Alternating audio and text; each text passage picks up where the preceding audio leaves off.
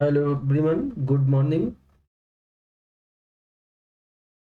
बच्चों, आज हम एनसीईआरटी में एक्सरसाइज 1.4 सॉल्व करने जा रहे हैं। तो इसमें हमें क्या करना है कि without actually performing the long division state whether the following rational numbers will have a terminating decimal और a non terminating repeating decimal expansion. इसी को हम हिंदी में बोलते हैं, जो यहाँ पे लिखा हुआ है, टर्मिनेटिंग। इसको हिंदी में कहा जाता है, टर्मिनेटिंग डेसिमल को शांत दशमलव, इसे बोलते हैं शांत दशमलव।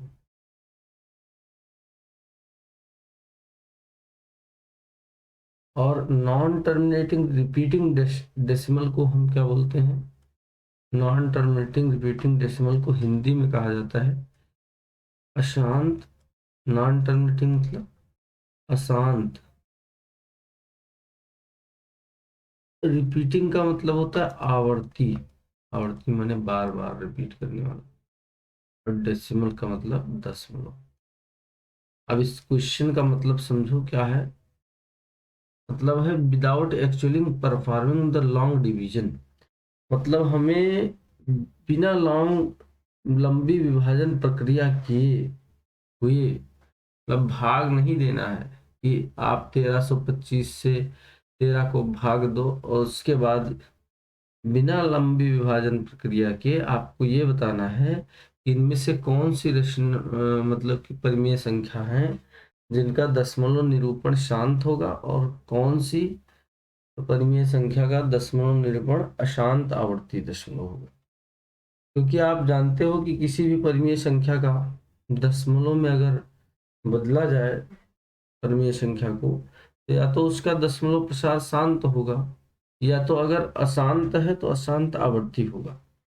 तो इसके लिए हमने क्या बताया था, टेक्निक क्या था कि अगर कोई परिमेय संख्या p अपान q है, अगर कोई परिमेय संख्या p अपान q है और p और q को p और q को प्राइम है, अर्थात को प्राइम का क्या मतलब है कि उनका HCF p और q का 1 है, हाईएस्ट कॉमन फैक्टर 1 है, यानी कि दोनों में 1 के अतिरिक्त अन्य कोई उभयनिष्ठ गुणनखंड नहीं है। एक के अलावा और किसी संख्या से अगर दोनों नहीं घट रही हैं, तब उन्हें हम क्या बोलेंगे कि दोनों क्या है, को प्राइम है। और अगर को प्राइम है, अगर अंशबाहर में जो संख्याएं लिखी हैं वो सह अभाज्य है, हिंदी में बोला जाता है सह अभाज्य, तब हम अगर q का गुणनखंड करें और q के गुणनखंड को, अभाज्य गुणनखंड को 2 की पावर m इंटू 5 की पावर n के रूप में लिख सके, तो उससे क्या बोलते हैं, तब तब बोलेंगे कि उसका दशमलव निरूपण कैसा होगा, शांत होगा। अन्यथा अगर इस रूप में नहीं लिख सकते हैं, इसके अलावा कोई अन्य अभाज्य संख्या मतलब आ जाती है हर का उभयनिष्ठ गुणनखंड करने पर, तो हम क्या बोलेंगे कि उसका दशमलव निरूपण अशांत आवर्ती दशमलव। तो चलिए फिर पहला क्वेश्चन देखते हैं, करते हैं।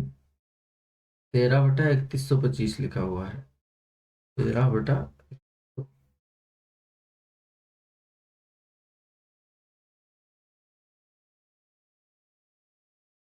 क्या दिया है, 13/3125।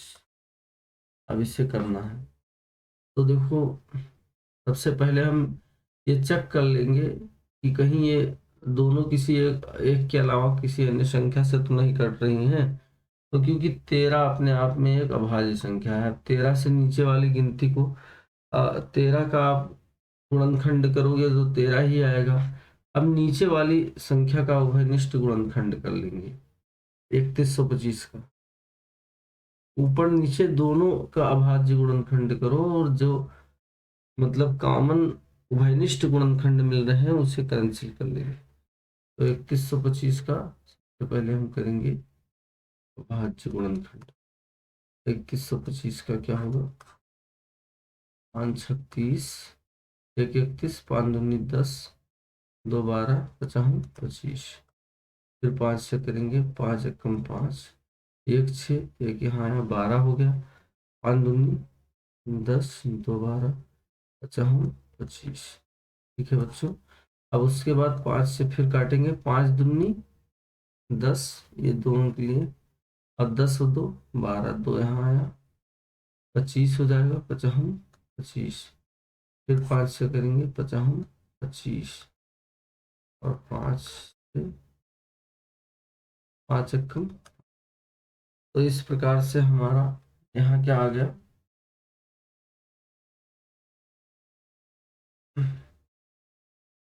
यहाँ आ गया है 13/5। कितनी बार 5 है, 1 2 3 4 5, तो 5 की घात क्या हो गया, 5।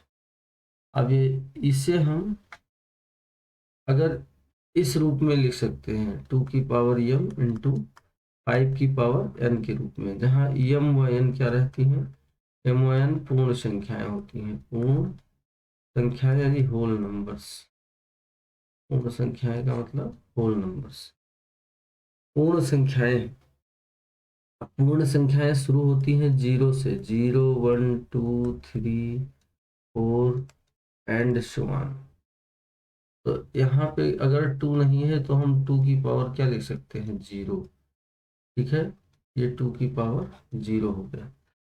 तो यहाँ से आपको ये आपने ये देखा कि इसका जो मतलब कि अंश बाहर है, उसमें कोई एक के अतिरिक्त उभयनिष्ठ गुणनखंड नहीं है, और हर का अभाज्य गुणनखंड इस रूप में लिखा जा सकता है।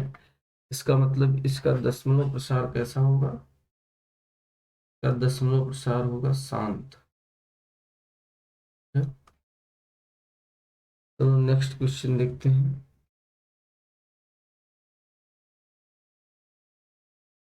इसी तरह नेक्स्ट क्वेश्चन है 17/8।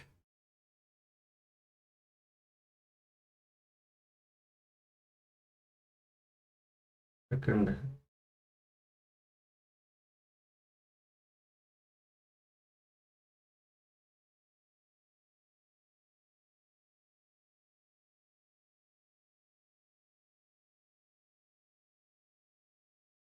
17/8। इसमें भी 17 एक अभाज्य संख्या है, तो 17 का मतलब कि अभाज्य गुणनखंड वही होगा 17 ही। और 8 का आपको पता है 2 की घात 3 लिख सकते हैं। 8 को हम 2 की घात 3 लिख सकते हैं। तो यहाँ पे भी 2 की पावर m इंटू 5 की पावर n के रूप में जो हमारा हर है, इसको हम व्यक्त कर सकते हैं। कैसे, अगर यहाँ 2 की पावर 3 दिया है, 5 है ही नहीं है 8 के उभयनिष्ठ गुणनखंड में, तो आप 5 की पावर इसे क्या लिख सकते हो, 0, क्योंकि किसी भी संख्या की पावर 0 का मान क्या होता है, 1 होता है। तो हम अब मोटे मोटे तौर पर अगर देखें तो हम ये कह सकते हैं कि अगर किसी परिमेय संख्या के हर हर में जो संख्या है उसका अभाज्य गुणनखंड करने पर क्या है, का अभाज्य गुणनखंड करने पर दो दो रहे, अथवा 5 रहे, अथवा दोनों रहे, पर इसके अतिरिक्त अन्य कोई अभाज्य संख्या ना हो, पर इसके अतिरिक्त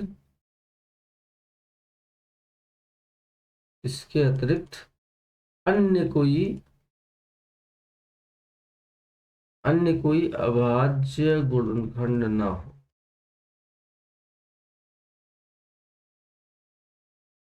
कोई अभाज्य गुणनखंड ना हो, ये बात आपने नोट कर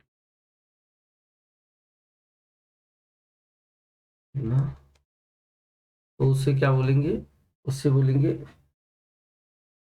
कि इसका दशमलव प्रसार कैसा है, शांत है। ठीक है। तो ये क्या हो जाएगा, इसका आंसर आ जाएगा शांत। बिना हमने लंबी विभाजन प्रक्रिया के बता दिया कि शांत है। अब आप चाहो तो इसे चेक भी कर सकते हो कि शांत ही आएगा। 8 से 17 को हमें भाग देना पड़ेगा उसके लिए, दशमलव में बदलने के लिए। तो 8 दूनी क्या आ जाएगा, 8 दूनी 16, एक बचा। हाँ, एक बचा। अब यहाँ पे पॉइंट लगेगा, 10 हो गया, 8 एकम 8, 2 10, 2 बचा, पॉइंट लगा, 8 दूनी 16, 16 4 20, 40 हो गया, 8 पंचे 40, ये आंसर आ गया। ठीक है, अब ये जो हमारा आंसर आया है 2.125, इसको हम बिना लंबी विभाजन प्रक्रिया किए बिना भी बता सकते हैं, बिना लंबी विभाजन प्रक्रिया के भी बता सकते हैं। तो चलिए देखते हैं कैसे। ठीक है, तो यहाँ देखो बच्चों, अब इसे हम क्या करेंगे कि 17/8 जो लिखा था उसे 17/2 लिख दिए। अब अगर 2 की घात 3 है और आपके साथ पास 5 की घात 3 नहीं है, तो आपको 5 की घात 3 से गुणा कर देना है। अगर 2 की घात 3 दिया है और 5 की घात उतना ही आपको गुणा कर देना है। अब आप पूछोगे ये क्यों? क्योंकि आपको पता है कि अगर a की घात m हो और a की घात b की घात m हो, यानी कि घातें अगर समान है, समान घात है, समान घात अगर है, तो ये जो आधार में है इसको हम एक ब्रैकेट के अंदर कर सकते हैं, ab की घात m। तो इसका मतलब ये हुआ कि इसका गुणा होके और इन दोनों आधारों का गुणा हो जाएगा, तो 5 दूनी 10 और 10 की घात 3 आ जाएगा। और इधर 17 × 5 की घात 3 का मान 125। अब ये 17 और 125 का गुणा कर लेंगे, तो 17 पचे 85 के 5 हासिल आया 8, 17 दूना 34 और 8, 34 और 8 42, 17 एकम 17 और 4, 17 और 4 21 बटा 10 की घात 3। अब अगर 10 की घात 3 है तो इसका मतलब क्या होता है, 1000, क्योंकि 10 की घात 3 का मान आता है 10 गुणे 10 और गुणे 10, मीन्स 1000 इसका मान होगा। तो अगर 1000 है, 2125/1000 लिखा हुआ है, तो इसका मतलब क्या हुआ कि 1000 से भाग दोगे तो 3 अंक के बाद दशमलव लग जाएगा इसमें। ये सब छोटे क्लास में ही बताया जाता है। जब आप 1000 से इसे भाग दोगे 3125 को, 3 अंक के बाद दशमलव लग जाएगा। तो यहाँ आंसर आ जाएगा 2.125। बिना हमने लंबी विभाजन प्रक्रिया किए इसका आंसर बता दिया। तो यहाँ पे देखो, अगर आपको केवल इतना ही पूछा जाए कि 17/8 का दशमलव प्रसार करने पर, दशमलव में प्रसार करने पर इसका दशमलव शांत होगा अथवा अशांत होगा, तो आप यहीं तक करोगे। केवल यहाँ पे आपको वहनिष्ठ गुण मतलब अभाज्य गुणनखंड कर लेना है। अगर अभाज्य गुणनखंड में 2 या 5 या फिर दोनों आ जाए, और 2 और 5 दोनों, इसके अतिरिक्त अन्य कोई अभाज्य गुणनखंड ना हो, तो हम कह देंगे कि इसका दशमलव प्रसार शांत होगा।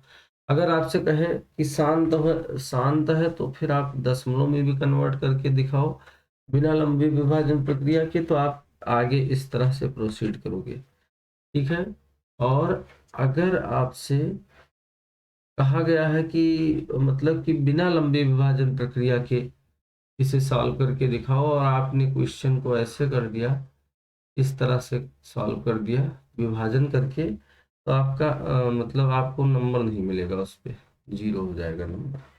ठीक है, तो इस बात का आप विशेष ध्यान रखोगे।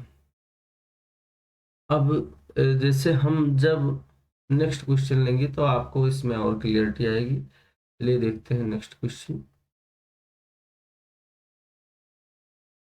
नेक्स्ट क्वेश्चन क्या है, ये दिया हुआ है 64/455, 64/455। अब ये बताना है हमें इसका दशमलव प्रसार कैसा होगा, शांत होगा या अशांत। 64/400। तो देखो यहाँ 64 भी 64 कैसी संख्या है? ये अभाज्य संख्या नहीं है, 455 भी अभाज्य संख्या नहीं है। तो इन दोनों का आप पहले गुणन मतलब अभाज्य गुणनखंड करोगे। तो 64 को हम क्या लिख सकते हैं? ये सब छोटी-छोटी चीज़ें हैं, इन सब के गुणनखंड भी आपको डायरेक्ट याद होनी चाहिए। इसको हम 2 की घात 5 का मान 32 होता है, 2 की घात 6 लिख सकते हैं, 2 की घात 6।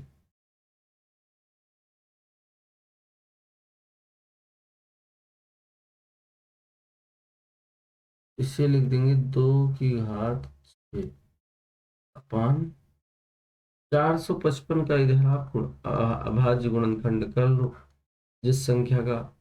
अब यहाँ पे अगर देखें तो विषम है, जोड़ेंगे तो क्या होगा? 5 4 9, 5 और 4 9 5 14, जो कि 3 से नहीं कटेगा तो हमें 5 से आगे काटना पड़ेगा। 5 9 45, 5 एकम 5, अभी 5 13 7 91, 7 एकम 7 और दोनों 7 त्रिक 21, 13 एकम 13। तो ये हो जाएगा 2 की पावर 6 5 गुणे 7 गुणे 13, जो किस रूप में है? जिस यानी कि इसमें अब देखो अंश बाहर में कोई चीज कैंसिल भी नहीं हो रहा है, कट भी नहीं रहा है, तो फाइनली जो हमारा हर है उसके अभाज्य गुणनखंड में 2 और 5 के अतिरिक्त 2 अन्य अभाज्य संख्याएं आ गई। ये 5 2 और 5 के अतिरिक्त अन्य अभाज्य संख्याएं आ गई। कौन कौन सी अन्य अभाज्य संख्या है? अन्य अभाज्य संख्या है 7 और 13, जो कि कैंसिल भी नहीं हो पा रही है। तो इसी वजह से इसका दशमलव प्रसार कैसा होगा? अशांत होगा। इसका दशमलव प्रसार क्या होगा? अशांत होगा। अगर अशांत है तो हम उसे मतलब कि बिना विभाजन प्रक्रिया के दशमलव में नहीं बदल सकते हैं। इसलिए इसलिए जो पहले मैंने बताया था वो केवल शांत दशमलव के केस में ही कर सकते हैं। चलो अगला क्वेश्चन देखते हैं। अगला क्वेश्चन क्या है? अगला क्वेश्चन है 15/1600। 15/1600,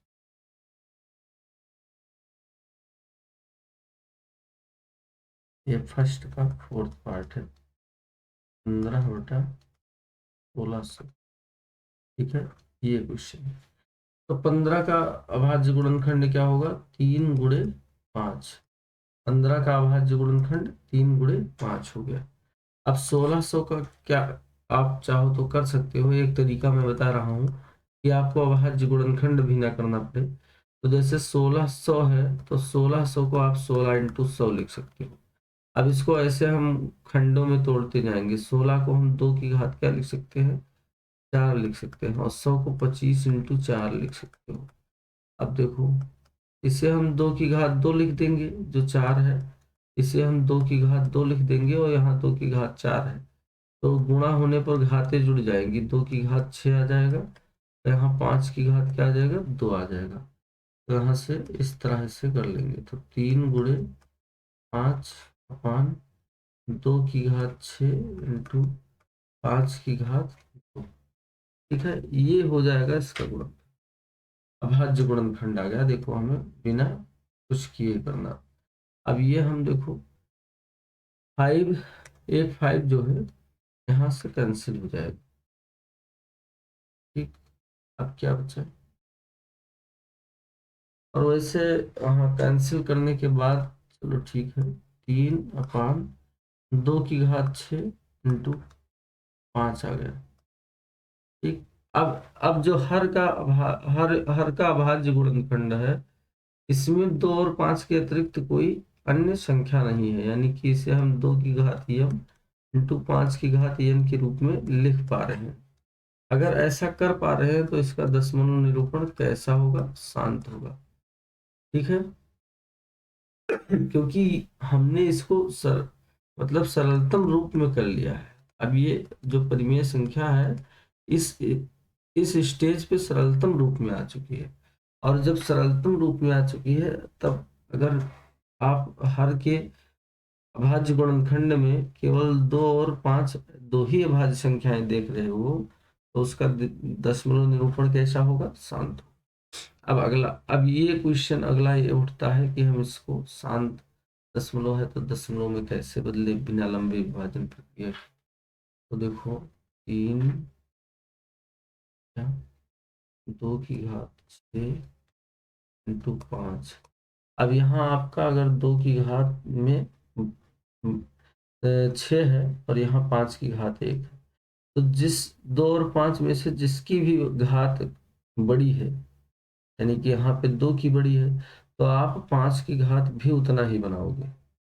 अब ये कैसे करेंगे? तो इसके लिए हम क्या करेंगे कि 5 की घात यहाँ एक ही है, 5 कम पड़ रहा है, तो 5 की घात 5 से अंश बाहर में दोनों में कर देंगे गुणा।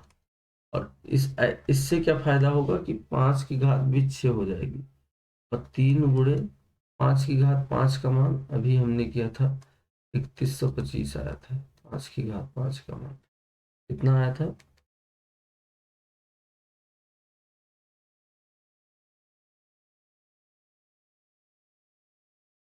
3125 मान, यहाँ पे 2 की घात भी 6 हो गया है, 3 गुणे 5 की घात 5 अपान 2 की घात 6 इंटू 5 की घात 6। और जब घात समान है तो आधार की संख्याओं का गुणा होकर उसकी घात 6 हो जाएगा, यानी कि 10 की घात 6 आ जाएगा।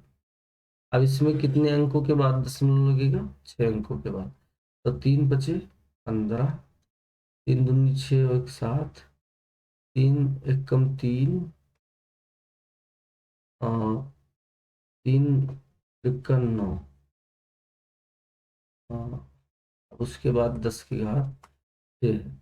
अब अगर 10 की घात 6 है तो हमें 6 अंकों के बाद दशमलव लगाना है, 6 अंकों के बाद, जबकि अपने पास 4 ही अंक है, तो इसके लिए हम क्या करेंगे? 2 जीरो लगा देंगे, फिर लिखेंगे 937।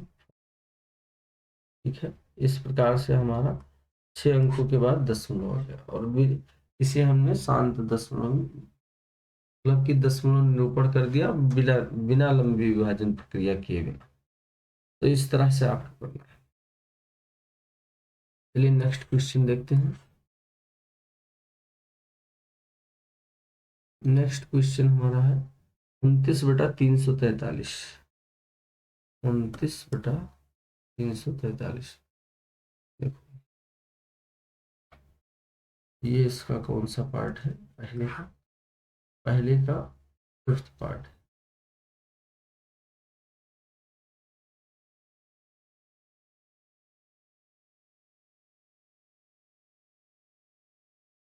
29/343।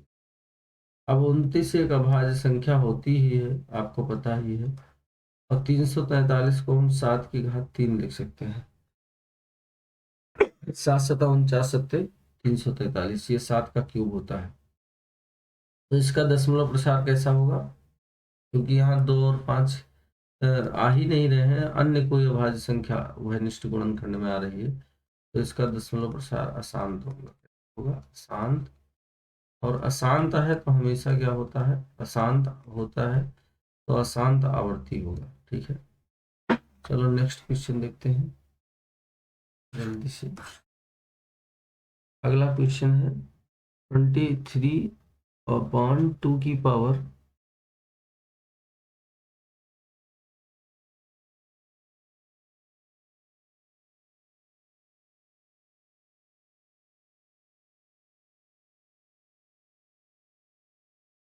23/2 की पावर 3, 5 की पावर 2। तो इसको हम ऑन स्पॉट बता सकते हैं कि इसका दशमलव प्रसार कैसा होगा, क्योंकि 23 कैसी संख्या है? 23 एक अभाज्य संख्या, तो इसका और इस अभाज्य गुणनखंड हो नहीं पाएगा। नीचे जो हर दिया गया है वो ऑलरेडी गुणनखंड में दिया हुआ है, 2 की पावर 3 और 5 की पावर 2, तो इसमें कोई कॉमन मतलब कैंसिल नहीं हो पाएगा अंश और हर में। तो इसका मतलब क्या हुआ? मतलब ये हुआ कि इस जो हर है वो 2 की घात यम और 5 की घात यन के रूप में लिखा हुआ। 2 और 5 के अतिरिक्त उनमें कोई अभाज्य संख्या नहीं आ रही है, तो इसका दशमलव प्रसार शांत हो जाएगा। यहाँ पे देखो 129 है, 129 का अभाज्य गुणनखंड कर लें तीन तो हो जाएगा, लेकिन देखेंगे क्या कैंसिल होगा। तो 3 × 4 = 12, 3 × 3 = 9। अब 43 खुद एक अभाज्य संख्या है, तो 43 3 × 43 हो जाएगा, जो इसका घनिष्ठ गुणनखंड आएगा 3 × 43/2 इंटू 5 की घात 7 इंटू 7 की घात 5। अब ऊपर और नीचे कोई चीज कैंसिल नहीं हो रही है, यानी कि 7 को हम नहीं गायब कर पा रहे हैं। जो अभाज्य गुणनखंड है हमारा, इसमें हमारा 7 जो है वो गायब नहीं हो पा रहा है। अगर 7 को हम नहीं गायब कर पा रहे हैं तो इसका मतलब क्या है कि हर के मतलब अभाज्य गुणनखंड में 2 और 5 के अतिरिक्त एक अन्य अभाज्य संख्या आ गई। अन्य अभाज्य संख्या क्या है? 7 हो गई। इसका मतलब इसका दशमलव प्रसार क्या होगा? अशांत आवृत्ति होगा।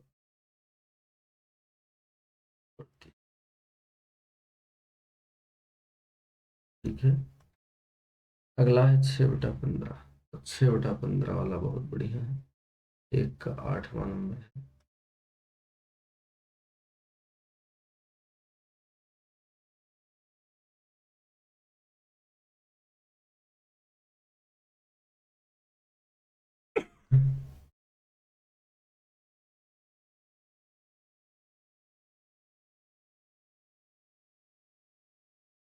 6 अब 6 का अभाज्य गुणनखंड 2 × 3 होगा और 15 का 3 × 5 होगा।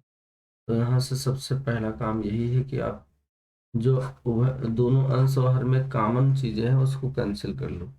अब ये क्या आ जाएगा? 2 ठीक। तो यहाँ पे हर में केवल हर का जो हर में संख्या बची वो 5 है, जिसको हम और ज्यादा मतलब फैक्टराइज नहीं कर सकते। तो इसका मतलब इसका दशमलव प्रसार कैसा होगा? शांत होगा। अगर आपसे कहा जाए शांत है और दशमलव में बदल के दिखाइए, तो आप 2/5 जो दिया है इसमें क्या करोगे कि एक 2 की कमी है, 2 से गुणा कर दोगे तो ये भी 10 पूरा हो जाएगा और ऊपर क्या बन जाएगा? 4। 4/10 का मतलब 0.4 आंसर आ जाएगा, बिना दशमलव। ठीक है, अगर किसी ने यहाँ पे इस तरह किया होता कि 6/15 था और 6 का अभाज्य गुणनखंड आप ना करते, केवल 15 का करते, 3 × 5 और 6 ऐसे लिखा रहता, फिर आप मतलब अगर इसे कैंसिल ना करते, मान लो कि यहाँ पे आंसर बता देते, तो यहाँ पे आप मतलब कि देखते कि 2 और 5 के अलावा एक 3 भी संख्या है इसके हर में, तो इसका मतलब आप अशांत बता देते, और ऐसे केस में अशांत बताते ही हमारा सवाल गलत हो जाता है। तो इस बात का विशेष ध्यान रखोगे कि अंश व हर में जो संख्याएं होनी चाहिए वो मतलब कि सह अभाज्य होनी चाहिए, तब हम ऐसा बोलेंगे। तो हम नेक्स्ट क्वेश्चन देखते हैं। नेक्स्ट 35/50, 9वां, पहले का 9th नंबर है। 35/50। अब 35 का भी अभाज्य गुणनखंड कर लो, 5 × 7 हो जाएगा। 50 का हो जाएगा 5 देखो 50 का अभाज्य गुणनखंड आप ऐसे लिख सकते हो, 5 × 10। एक बार में अगर ना समझ में आए तो आप ट्री डायग्राम से कर सकते हो, और 10 को आप फिर से 5 × 2 लिख दोगे, तो ये 2, हाँ ऐसे लिखेंगे, यहाँ से 5 × 5 × 2।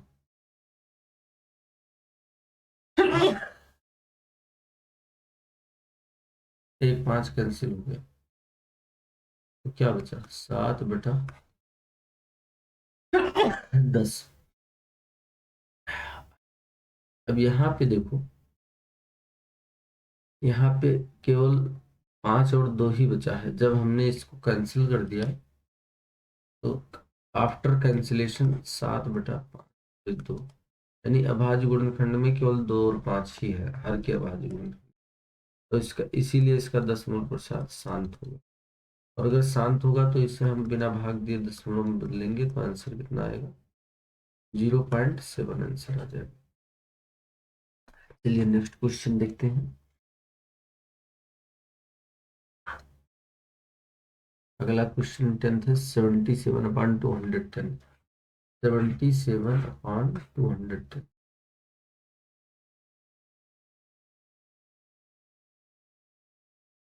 77/210।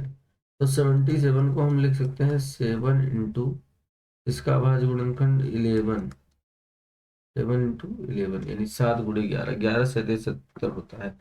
अब 210 का अभाज्य गुणनखंड कैसे करोगे, तो इधर देखो, इसको हम 210 को क्या लिख सकते हैं, 21 × 10। इतना तो आप समझ रहे होंगे। 21 को 3 × 7 लिख लो, और 10 को 2 × 5 लिख लो। तो 2 × 3 × 5 × 7, इसका आ रहा है 2 × 3 × 5 × 7। अब इसमें से एक चीज कैंसिल हो गई, 7। 7 कैंसिल होने के बाद क्या बचा है, 11/2 × 3 × 5। तो अगर 2 और 3 होते बच्चों, अगर यहाँ केवल 2 और 5 होते तब तो हम कह देते इसका दशमलव प्रसार कैसा है, शांत है, क्योंकि अब आगे और कैंसिल भी नहीं किया जा सकता। यहाँ जो कुछ कैंसिल होना था वो कैंसिल भी हो चुका है। तो यहाँ 2 और 5 के अतिरिक्त एक अन्य अभाज्य संख्या हर के गुणनखंड में है 3। इसी वजह से इसका दशमलव प्रसार कैसा होगा, अशांत आवर्ती, शांत आवर्ती। ठीक है, चलो नेक्स्ट नेक्स्ट क्वेश्चन। जो पहला क्वेश्चन था इसके हमने जो 10 के 10 पार्ट थे वो सब कर लिए। अगला देखो, write down the decimal expansion of,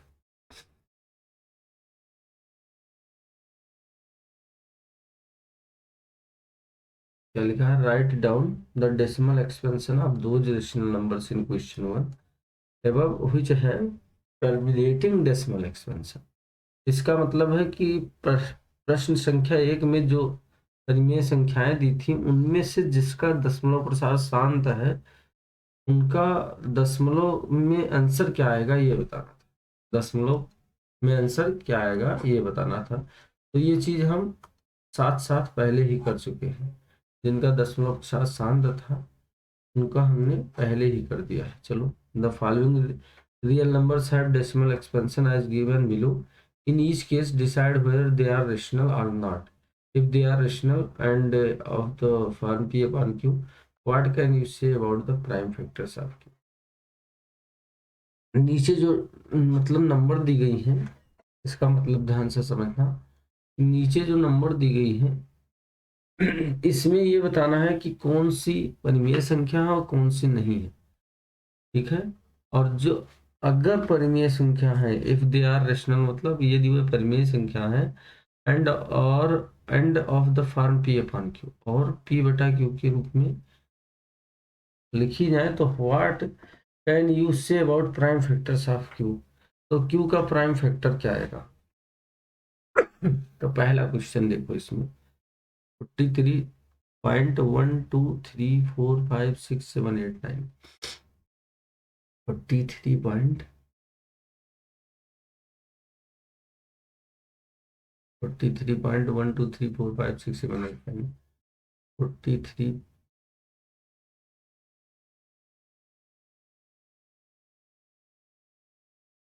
43 43.1234567 ऐसा दिया हुआ है।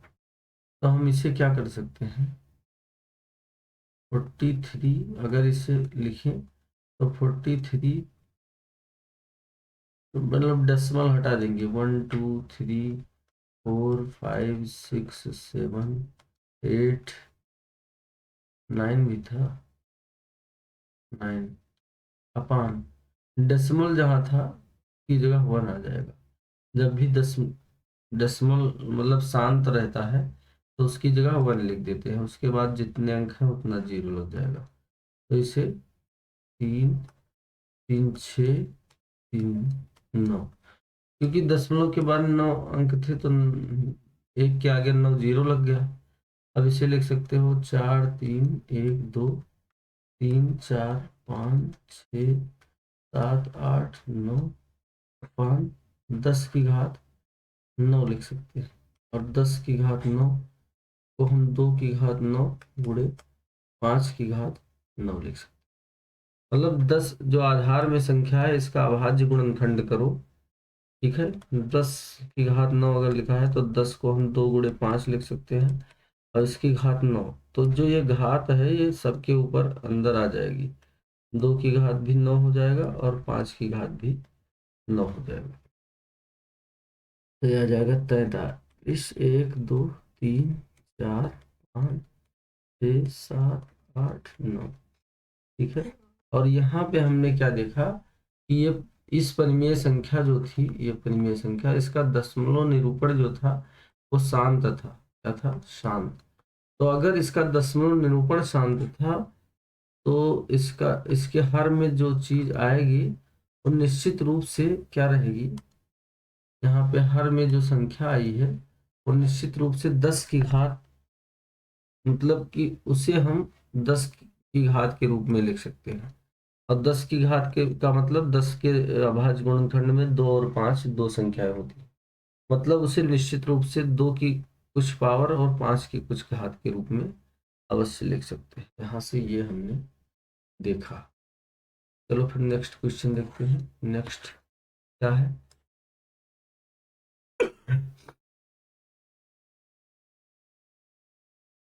अगला क्वेश्चन है 0.12 012 0 0 1 2, फिर 0 0 0 1 2, फिर 0 0 4 0, फिर एंड सो ऑन दिया है। तो ये एक ऐसी संख्या है, ये तो हम देखते हैं कि ये परिमेय संख्या ही नहीं है। ठीक है, इसका आंसर क्या आ जाएगा? Not a rational number. Not a rational number मतलब कोई परिमेय संख्या नहीं है। अगर परिमेय संख्या नहीं है तो फिर इसे पी बटा क्यू के रूप में भी नहीं लिख सकते, और पी बटा क्यू के रूप में नहीं लिख सकते मतलब इसको इस फिर आगे हमें और कुछ नहीं बताना है कि क्यू का प्राइम फैक्टर्स कैसे होंगे। नेक्स्ट देखो, वही है थर्ड कुछ थर्ड पार्ट है 43.123456789। ठीक है, इसके पूरे के ऊपर बार लगा हुआ थर्ड पार्ट।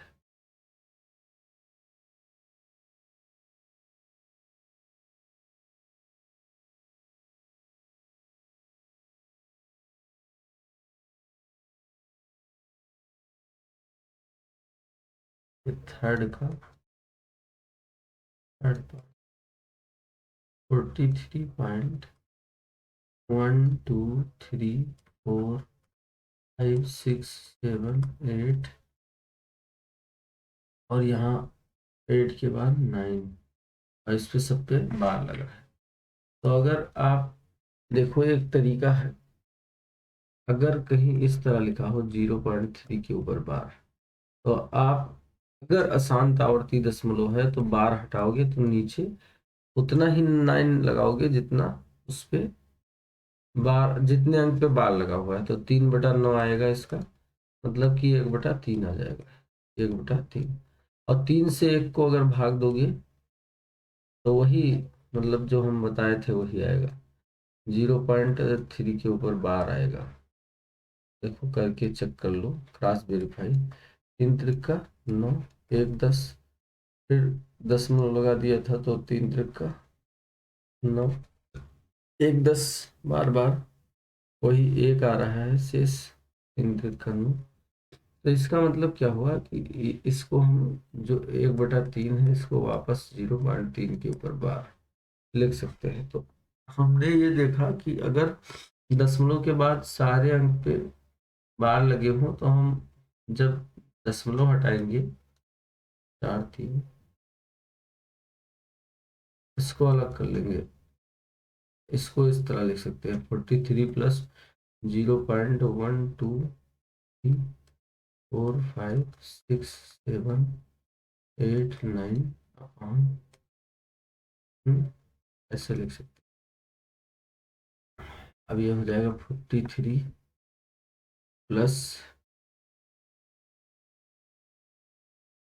1 2 3 4 5 6 7 8 9 5, यहाँ आ गया 9 9 9 कितनी बार, 9 बार।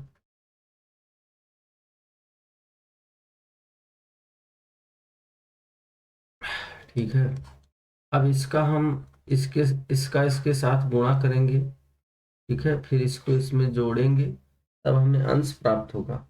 फिर हर का जब हर में जो संख्या आएगी, हमें हर के बारे में बताना है, तो वो निश्चित रूप से क्या होगी, यही होगी। अंश में कोई ना कोई संख्या आएगी, हमसे कोई मतलब नहीं है, क्योंकि अंश में क्या है उससे मतलब नहीं। अब आप ये देखोगे नीचे केवल 9 9 9 9 9 9 9 9 ये रहेगा। तो इसका जब अभाज्य गुणनखंड किया जाएगा, तो अभाज्य गुणनखंड में निश्चित रूप से मतलब हमें 2 और 5 के अतिरिक्त कोई ना कोई अन्य अभाज्य संख्या मिलेगी। जो जब इसका आप 999 इसका अभाज्य गुणनखंड करोगे, तो 2 व 5 के अतिरिक्त कोई ना कोई अभाज्य संख्या निश्चित रूप से मिलेगी।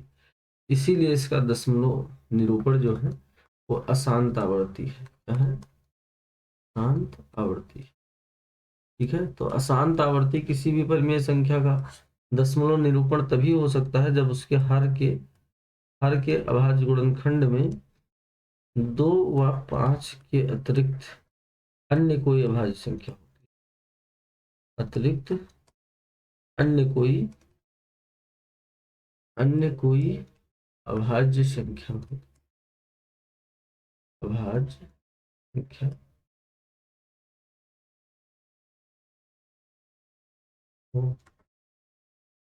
होगी। ठीक है, ये बात है। यहाँ से हमें ये निष्कर्ष निकालना था। तो इस प्रकार से पहले चैप्टर में जितने भी क्वेश्चंस थे, जो भी एक्सरसाइज थी, वो सब कुछ हमने एक एक करके सॉल्व कर लिया है। ठीक है, और बहुत डिटेल में सॉल्व किया गया है। तो जिन लोगों ने अन्य एक्सरसाइज नहीं देखी हैं, वो लोग जाकर देख सकते हैं। और यही से हमारा जो सारा पहला चैप्टर था वो हो गया है खत्म, एनसीईआरटी की टेक्स्ट बुक से। ठीक है, एनसीईआरटी की जो टेक्स्ट बुक थी, ध्यान रखना यहाँ पे हम बात जो कर रहे हैं वो एनसीईआरटी की टेक्स्ट बुक की बात कर रहे हैं। एनसीईआरटी टेक्स्ट बुक की जो क्वेश्चन है वो सब खत्म हो चुके हैं पहले चैप्टर के। अब हमें एनसीईआरटी, अब हम और कुछ अच्छे अच्छे क्वेश्चंस लेंगे जो कि अदर बुक से रहेंगे, एनसीईआरटी की और अदर बुक से रहेंगे। ठीक है, तो फिर ऐसे सारे क्वेश्चंस के लिए आप हाँ हमारे YouTube चैनल को सब्सक्राइब कर लीजिए और बेल आइकन को प्रेस कर दीजिए, ताकि आपको मतलब रेगुलर नोटिफिकेशन मिलता रहे, जो भी अपडेट्स आए वो आपको बराबर मिलती रहे। और आपसे एक रिक्वेस्ट है कि अगर आपको कंटेंट अच्छा लगता हो तो प्लीज़ इसे अन्य लोगों के साथ भी शेयर कर दीजिए, ताकि सबको लाभ मिल सके। धन्यवाद, मिलते हैं नेक्स्ट वीडियो।